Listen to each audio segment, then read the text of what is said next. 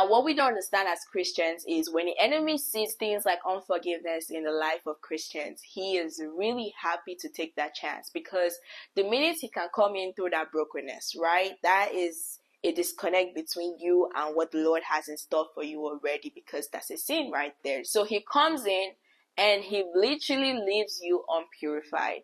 And when you are an unpurified vessel, the Lord cannot use you in the most way he wants to, because there's something else that is speaking against the will he has for you.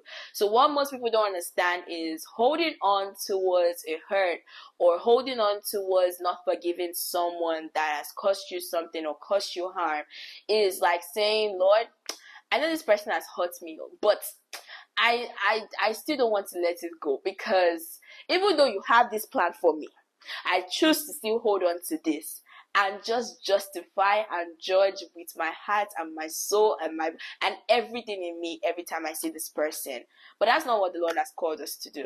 That is literally not what he has in store for us. But the enemy is happy right there, because he knows that as long as you don't have that understanding, as long as you're not going to let that go, the Lord cannot use you. And when the Lord cannot use you, the enemy is definitely happy, because the gospel is not getting to as many places as it should, especially through you that's meant to be in certain environments and places. So you need to understand this, like critically understanding. And when it even comes back to the thing of honor, the Bible literally tells you about lifespan. Is that something you're willing to compromise because you're holding off on respecting or honoring a parent that the Lord has actually given you? The Lord could have given you any other person to be your parents, but he chose this particular two set of people to be your parents. And because of that, you have that responsibility of honor, regardless of them not being in the shape or the form that you want them to be. You have that responsibility of honoring them and not doing the opposite, because eventually that will be a curse.